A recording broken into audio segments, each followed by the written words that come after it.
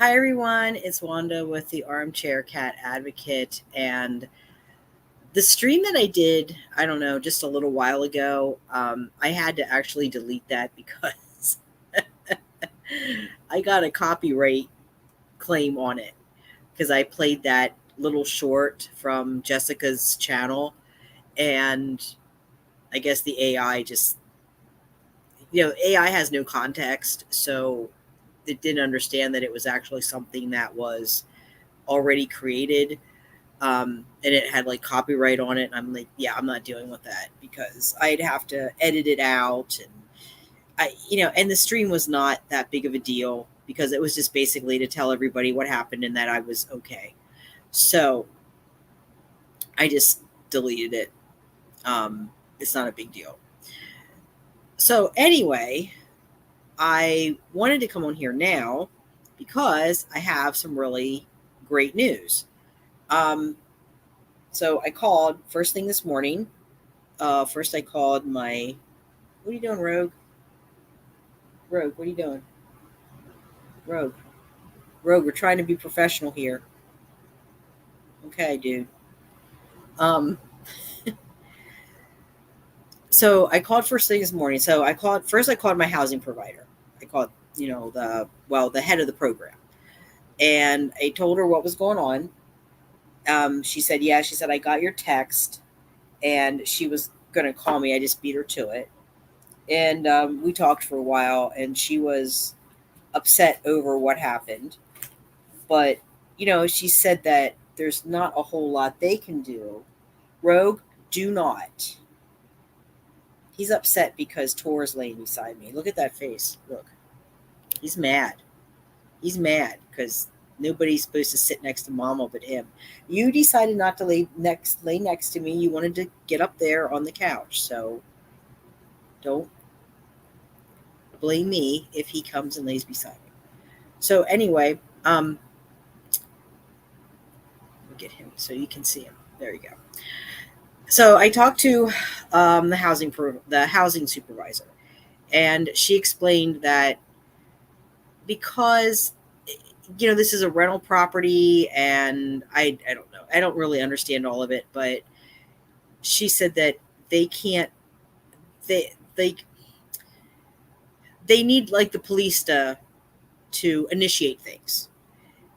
They can't just kind of initiate on their own. It's the police have to work with them because obviously they can't charge somebody themselves. They have to have and the police aren't willing to work or don't want to charge. They can't really do anything. But she was upset over it. She she said they did see the footage, and she said it was scary. She said she saw that they saw the dog and everything, and they said it was scary.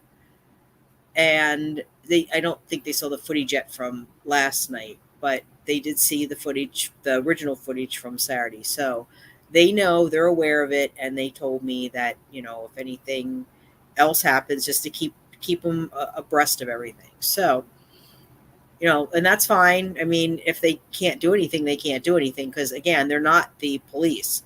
They can't charge, and if the police aren't willing to charge, then you're out of luck. So and this is what's exciting. So the next call I made was to my city council contact. So I guess I can say her name because she's on city council. She's a public figure. So her name is Elsbeth. So Elsbeth, she's new to city council. This is her first term. And she, of course, does TNR. And I had texted her, and she said, Wanda, what the heck is going on? And I told her, I explained the whole thing, and she was just floored. She said, I cannot believe this.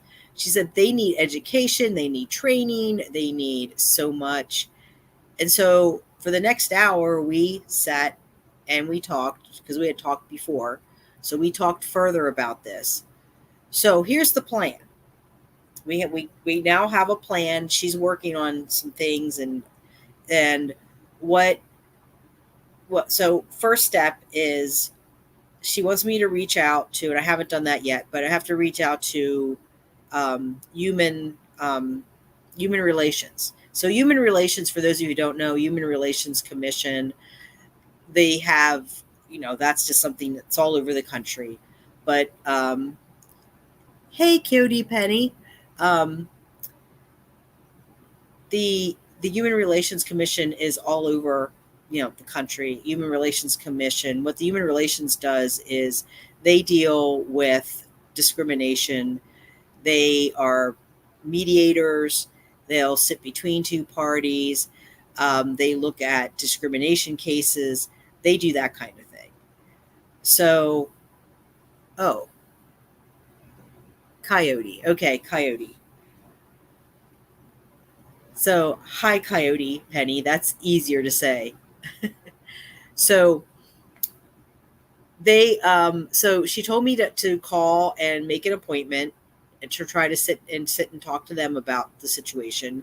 And she said that she would be willing to come and sit with me.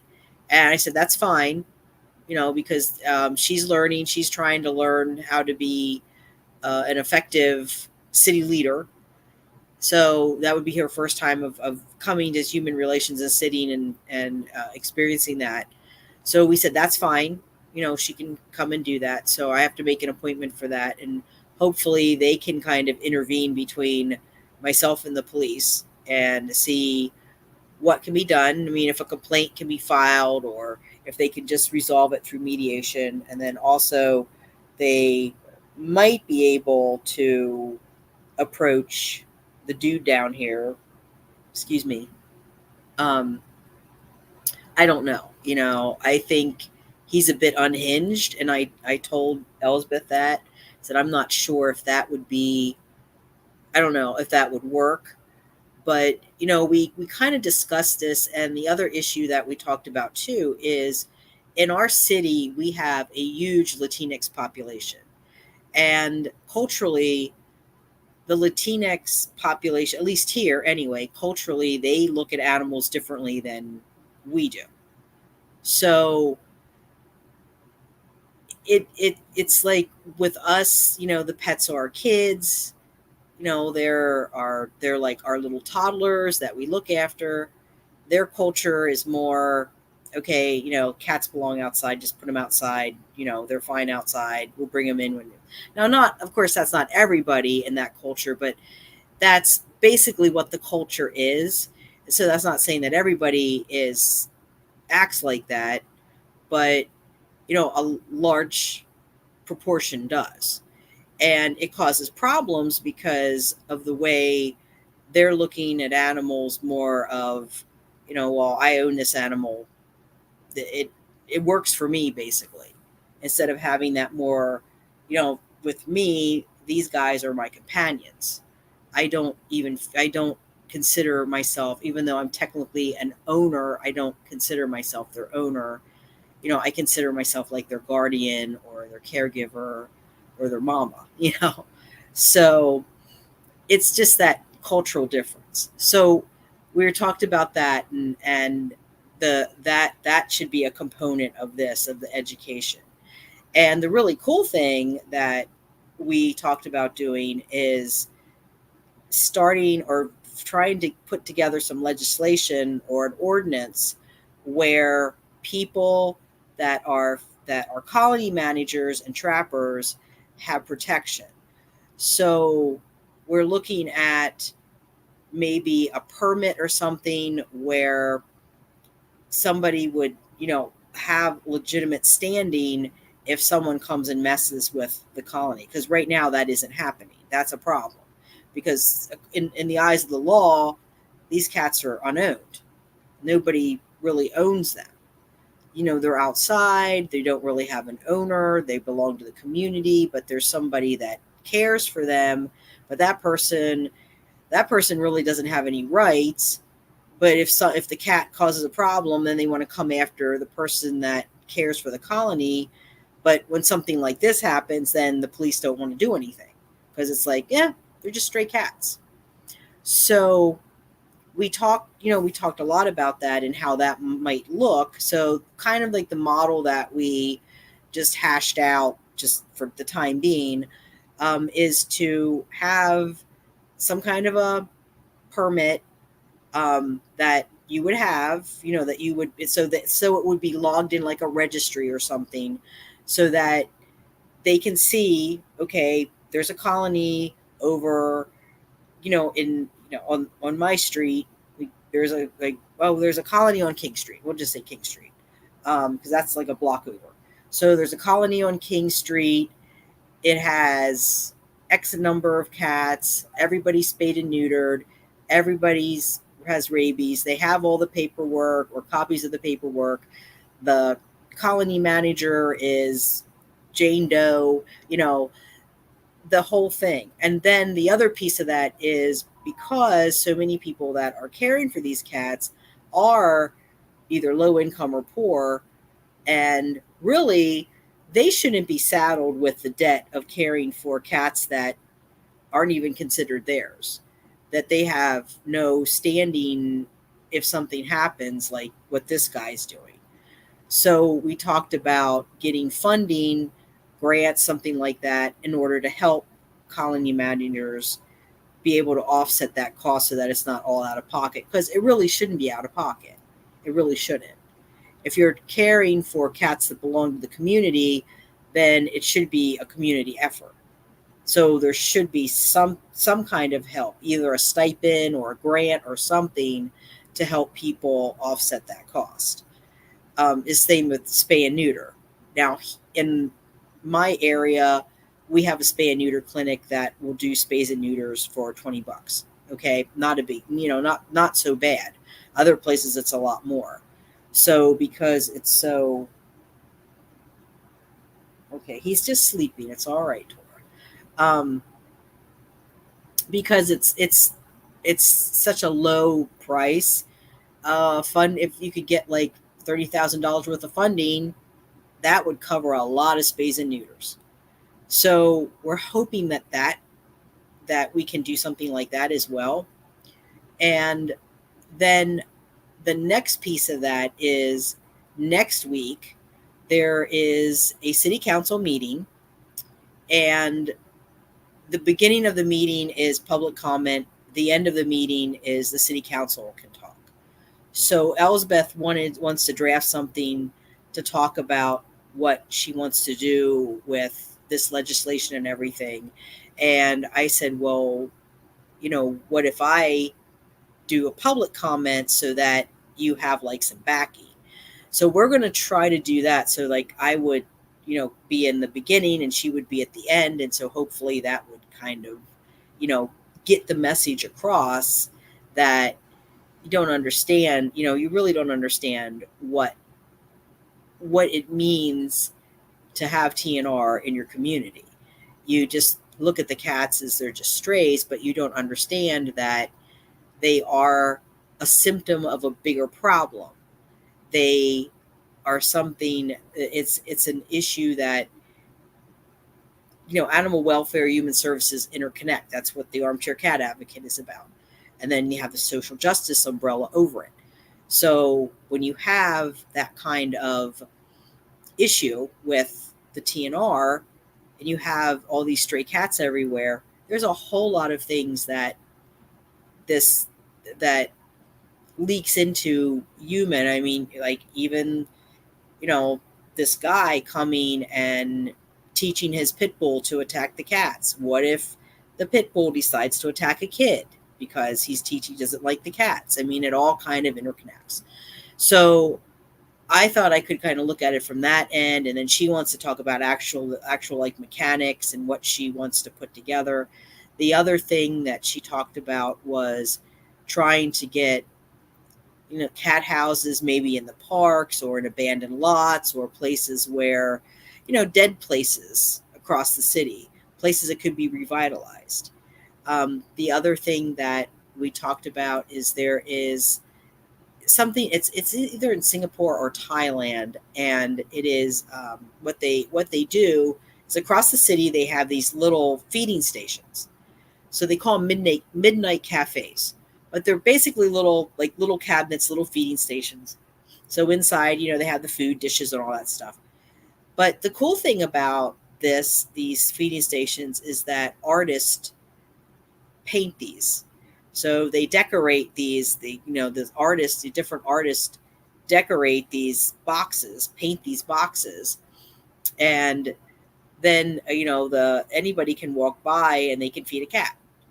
And I said, well, what about, what if we extended that to actual cat houses? If we included kids. So we're really like thinking outside the box here and trying to formulate a plan moving forward that we can, really push an agenda here and get some legislation passed so that the cats are, the cats don't have to worry about being harmed, because we have so many that they're being shot with BBs, they're being poisoned, they get hit by cars, they get attacked by dogs, they have nasty people that come after them. And this would give the colony manager standing, and it would actually give the police also, it would give them a leg to stand on, that they would actually be able to do something. So if somebody comes over and harasses you about your colony, tries to sick a dog on the colony, um, it's on video, it's on the camera, it's on tape. So you just take that and they can charge them, give them a fine, give them, I don't know. I don't know what the penalty would be. Probably a fine. It should be a pretty hefty one too. It should be maybe like $500, $1,000, because there's no reason that anybody needs to be harassing anybody about the cats. And if you have the paperwork too to show, look, I'm doing this by the book, which I am. I've worked with the SBCA. I've worked with our local, we have a group called Tabby Trappers that do the trapping. I've worked with them. I've worked with various rescue groups. I've done everything by the book. It isn't that I'm just out there indiscriminately feeding and the cats are breeding and I'm not trying to do anything about it. So that's pretty much what the news is. And I just wanted to come on here and share it with everybody because I think it's really cool and I'm excited about it. And I'm hoping that we can make some changes. I like what Furball Farm does. It would be awesome if we had a facility like that here, but we don't. So, we're going to have to do with what we have, and that's not a whole lot, but we think that we can do something. So that's pretty much all I wanted to say. I just wanted to come on and, what are you doing, buddy? I just wanted to come on and tell everybody that news. So it's moving forward. I'm going to go, and I still have some more phone calls to make and some stuff to look up, some emails to send as well. But hi, Chris. You're just talking about some good news. So it looks like the council member, her name's Elsbeth. It looks like Elsbeth is going to attempt to draft some legislation so an ordinance can be put before the council to help protect colony managers.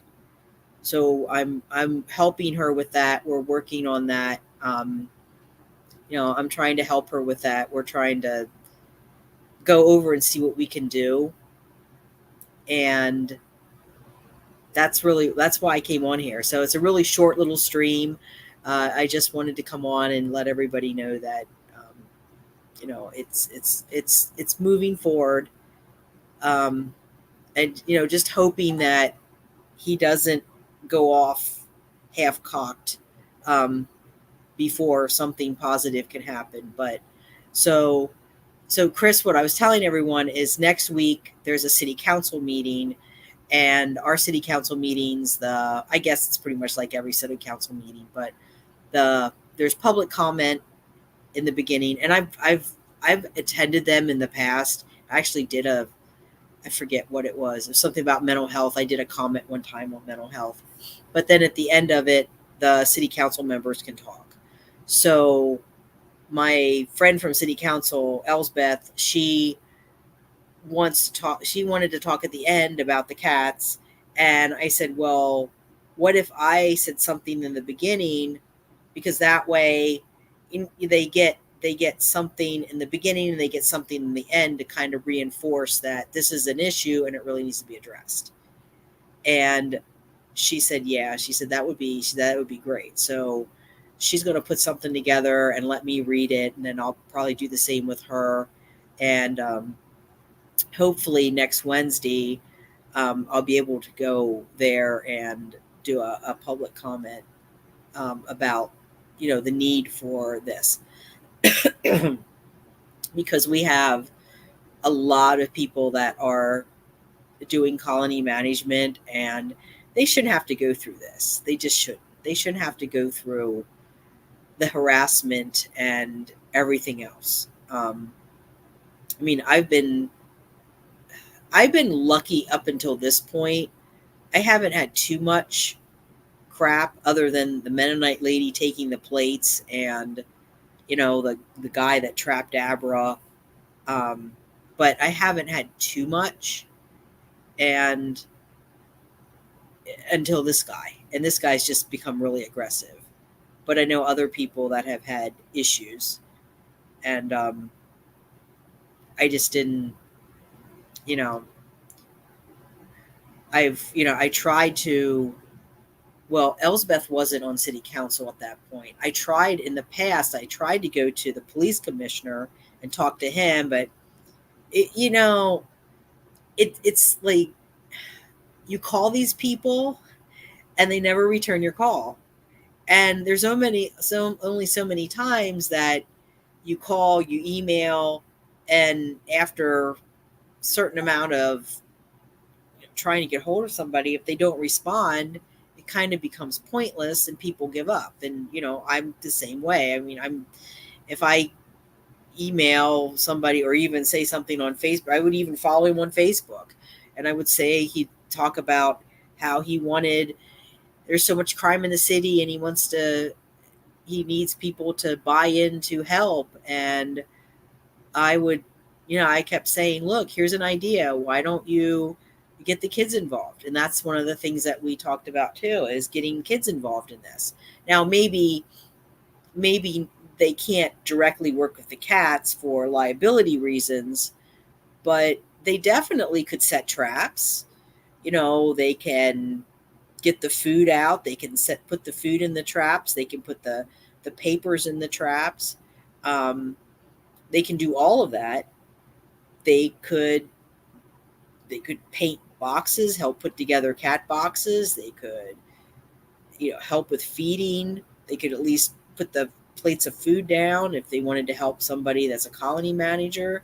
I mean, that'd be great, if you could get the kids involved, because they seem to think that kids in the city, they kind of pigeonhole them into like three things, and that's either basketball, STEM, or they have like the what's it called?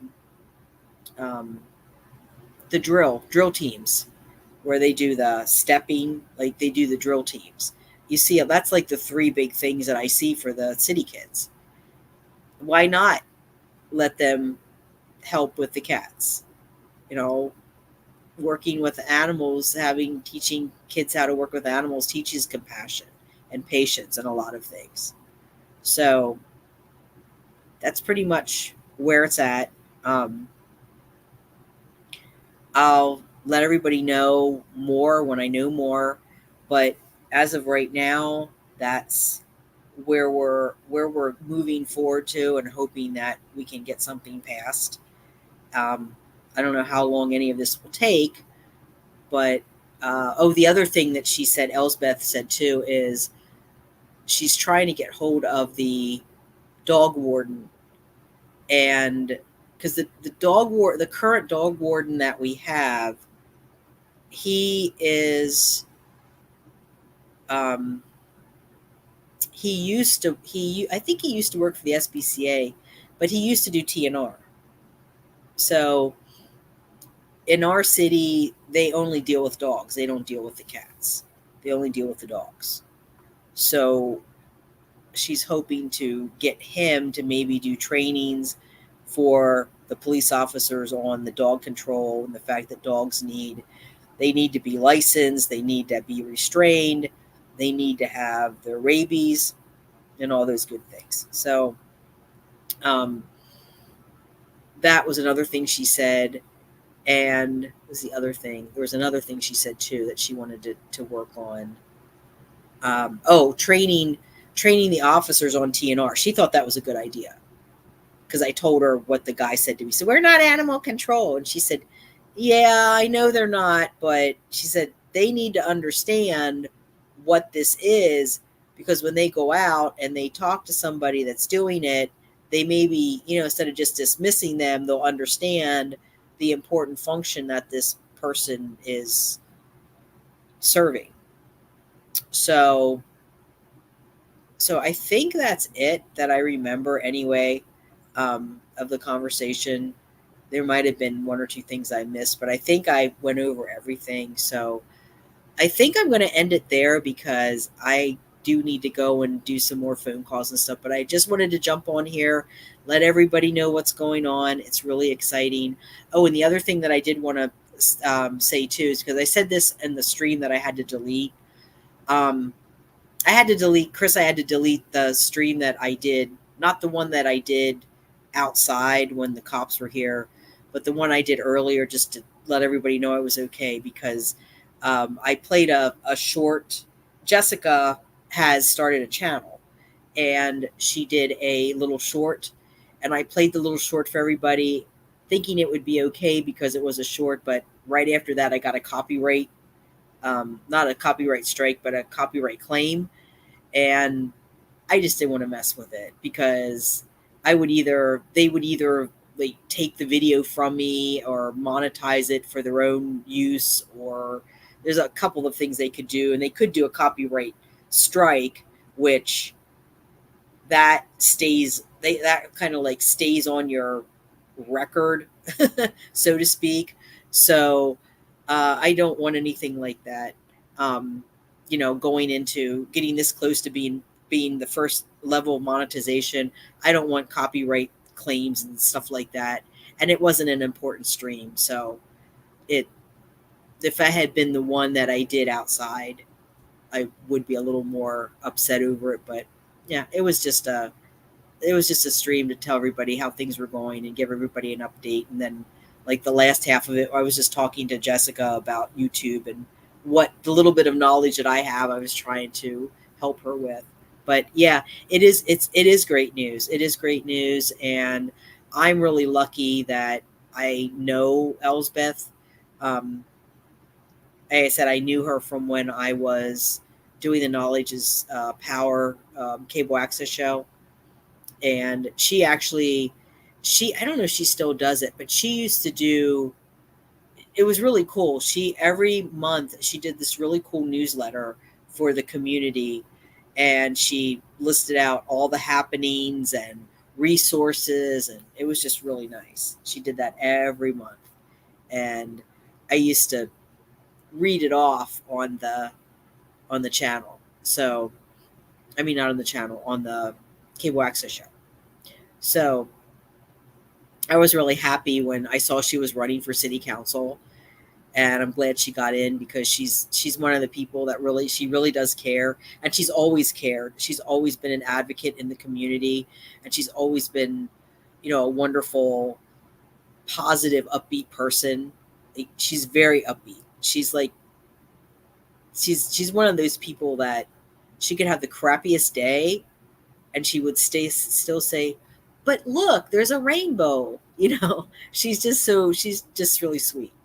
So I'm glad that, I know her, and she does the TNR, and her mom actually used to do a lot with cats too. I don't know if her mom used to have a cat rescue or not.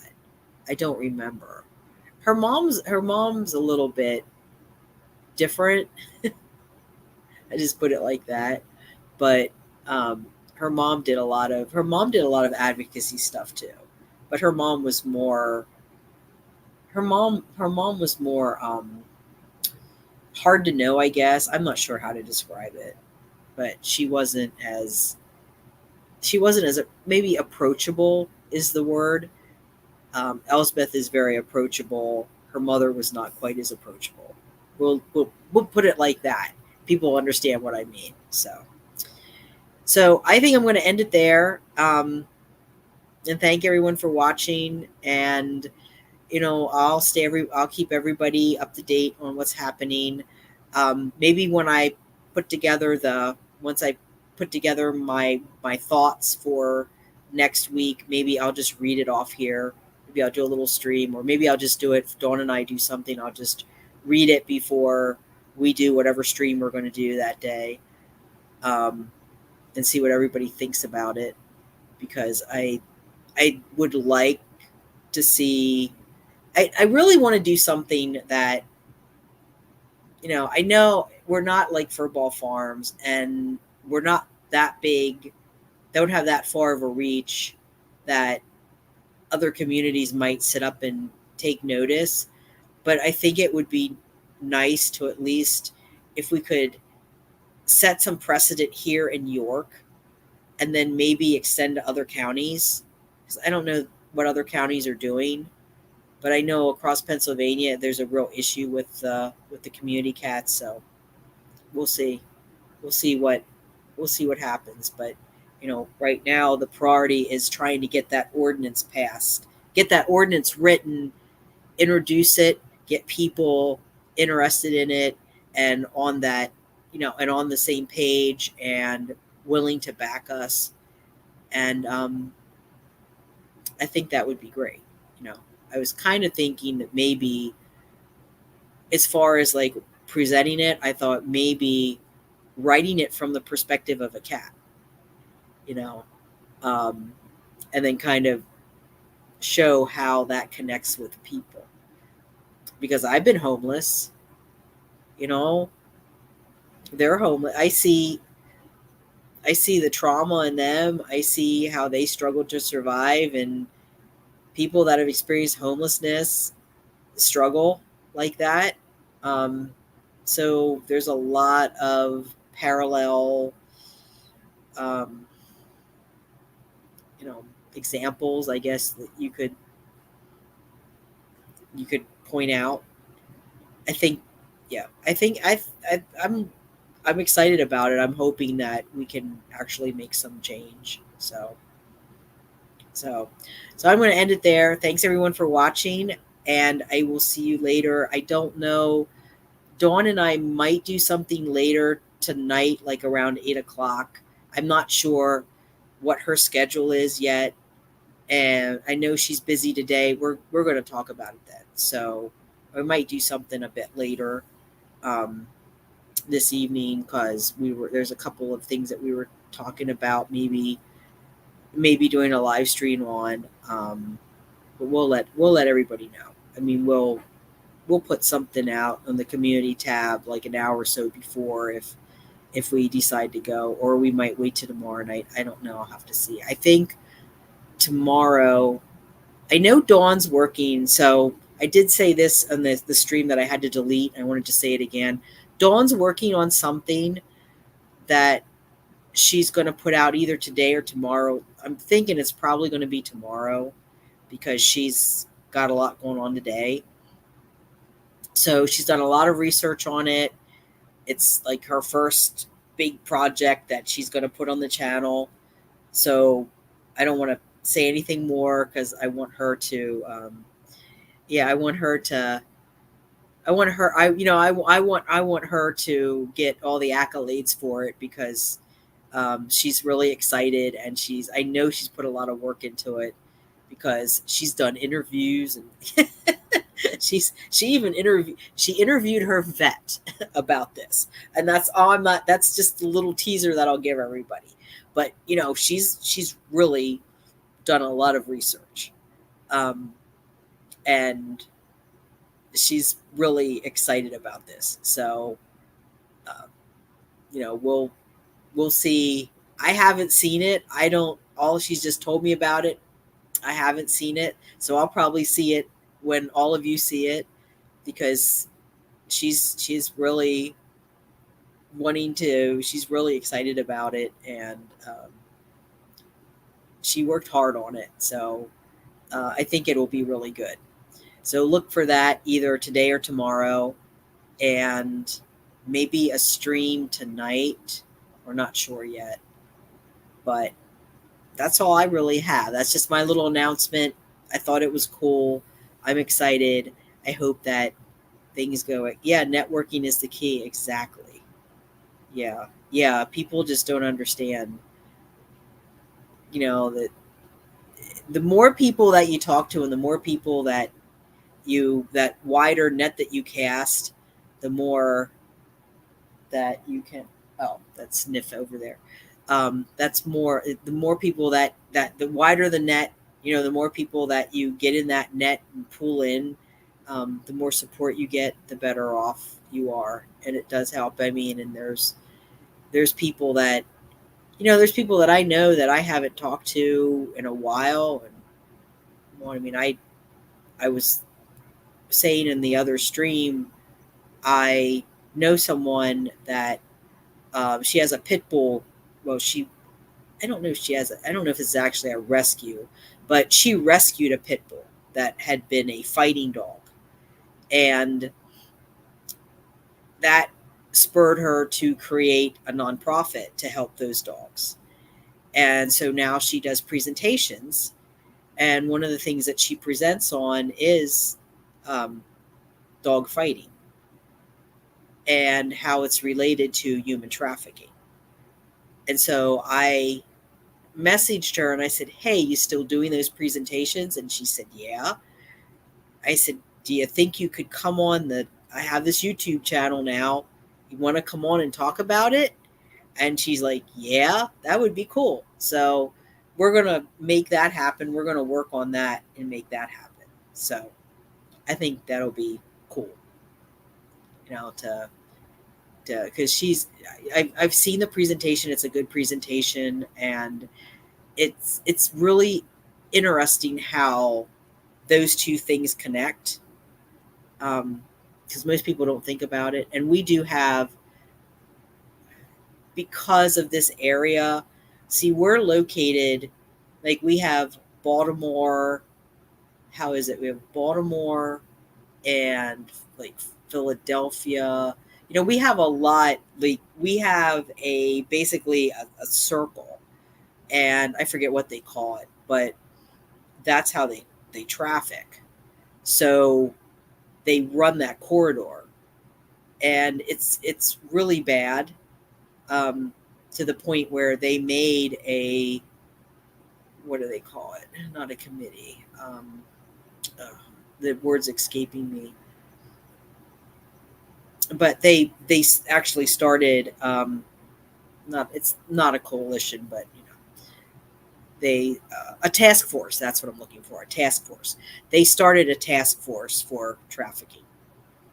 It's that bad. So that should be interesting. So I will, of course, when I get that set and everything, I'll let everyone know when that's going to happen. And that'll be a stream that, that'll be an interview that we'll talk about. And I think, there's some other people that I'm going to pull into that I interviewed previously on the cable access show. So, yeah. So, but look for that for Dawn, and that's pretty much all I have. So I'm going to end it there. Actually, end it there this time, and I will talk to everyone later. And I hope you have a good day, and maybe we'll see you later tonight. And otherwise, stay safe and take care of your mental health. And goodbye for meow.